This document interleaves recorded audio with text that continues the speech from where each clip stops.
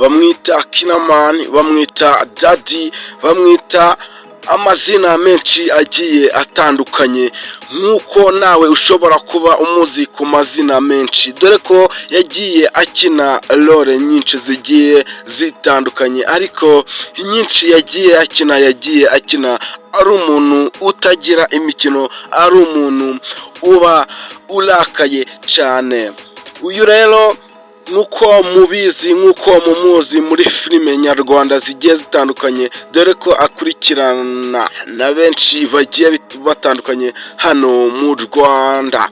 Ariko nk'uko mubizi ko twiyemeje kubagezaho amakuru y'ibyamamare agiye atandukanye, twabazaniye iki cyamamare, twabazaniye uyu mukinnyi wa filime ukomeye hano mu Rwanda ngo tumuvugeho, nk'uko yagiye anabitangaza avuga ubuzima bwe bwose. Tugiye kubibagezaho byose gatanu kuri kagenzi kako. Amazina ye yiswe n'ababyeyi bamwise Niyonshuti Yannick. Niyonshuti Yannick yavukiye mu Biryogo, biragoye ko utaba uhazi.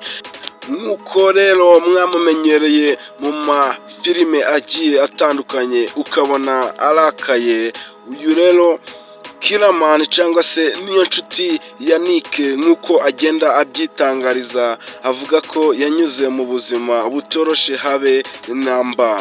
Nk'uko rero yagiye abitangaza ku binyamakuru bigiye bitandukanye, avuga ati nakuriye mu buzima bugoye, ariko nzakomeza nkore cyane kugira ngo hatazagira umwana wanjye cyangwa se undi wese uzankomokaho yabaho nk'uko nabayeho, dore ko nta n'uwo nabyifuriza.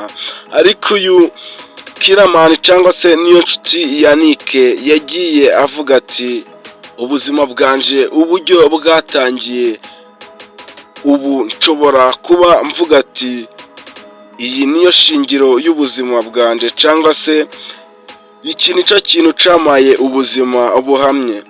Ubwo hari mu gitondo, Nyagiso Kanyabugande Olivier nk'uko mumuzi mu mafilime agiye atandukanye, yaramuhamagaye aramubwira ati se Yannick, waje tugakora akantu, ukamfasha akantu ko kuba twakikinira utuntu tujanye na twa komedi. Ariko uyu Niyonshuti Yannick aravuga ati wapi, ati urabona ko ubu nateye inda umukobwa twari dukundanye, ubu ndi mu buzima bubi, biragoye ko ibyo bintu nabizamo. Ariko uyu Kinaman yakomeje kwiyaminiya, aravuga ati uko byagenda kose nubwo ibi byabayeho bigira iherezo. Ariko yageze aho yumvira uwo Nyagiso, aravuga ati ngomba kuza nkagerageza nkareba. Nk'uko Nyagiso rero yari yamuteguye, avuga ati ushobora kuba wakina umeze usya, aribwo yahise amuha role yo gukina ari umusirikare cyangwa se agakina ari seriye. Ubwo rero Nyagiso yaramujanye, aramutoza, aramumenyereza, na Kinaman bimuzamo, dore ko yanakomeje akazamura urwego, ubu akaba ageze ku rwego rushimishije rwo gukina filime. Uyu rero Niyonshuti Yannick cyangwa se Daddy nk'uko bagenda babimwita, abakinnyi benshi yabahinduriye ubuzima bagenda bamushimira bavuga ati warakoze Daddy wacu. Nk'uko uyu Niyonshuti Yannick yagiye atwara ibihembo bigiye bitandukanye hano mu Rwanda, dore ko bamuhaye igihembo cyo kuba afite YouTube channel nyinshi kandi zikurikiranwa n'abantu benshi.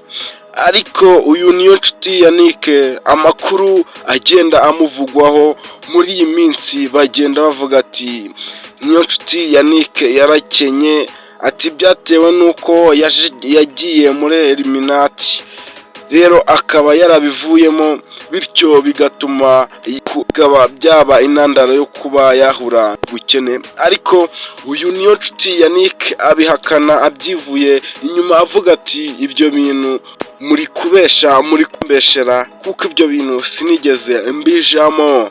ariko uyu Kiramani yaravuze ati nubwo nakena njyewe mfite icyizere yuko ntaco byaba bintwaye kandi nizeye ko nanye n'abantu dore kandi nagiriye neza rero ntibanyitura inabi. Nuko rero niyo nshuti ya Nick yagiye abivuga ku bitangazamakuru bigiye bitandukanye, bagenda bamwe mu bakinnyi be bagenda bivugira yuko uko byagenda kose dadi wabo atabaho nabi babireba, harimo nk'uwo bita Mitsutsu muramuzi cyane, Mitsutsu ukora udutendo utumanyeri agasetsa abantu benshi. Mitsutsu nk'uko yagiye abyivugira yavuze ko yakora imyaka 2 yose adahembwa kandi nta kibazo afite, yimenyera kiriketu buri kimwe cyose. Ntahari uwo gusa kandi dore ko n'uwo bita Dr Nsab yagiye abyivugira avuga ati njyewe nubwo utakongera kumemba kugeza igihe uviriye mu bukene, kugeza igihe wikuye mu bukene ukagaruka muri mudu. Rero niyo nshuti ya Nick afite abakunzi benshi dore ko yarafite timu yagaburiraga cyangwa se yamukiniraga bari barenga 150, dore ko abo bose kandi yabahembaga neza nk'uko Mitsutsu yagiye nawe abitangaza avuga ati njyewe ku giti canje umushahara nafataga buri kwezi yamembaga 400.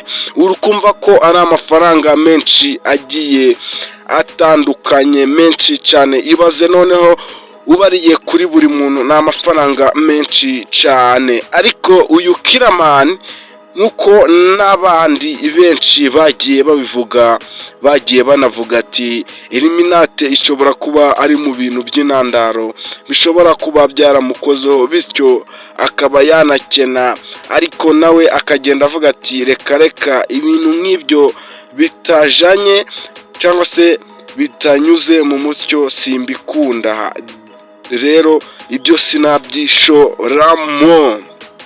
Rero nshuti twakomeje kubana muri iki kiganiro, mwibutsa ko niba utarakora subscribe yikore kugira ngo ibindi biganiro tuza tubagezaho bize bibageraho ku gihe. Iyi yari breaking news, agagara amakuru gagezweho bw'ibyamamare bigiye bitandukanye hano mu Rwanda. Mwari kumwe na Benjamin, ndabashimiye, Imana ibarinde.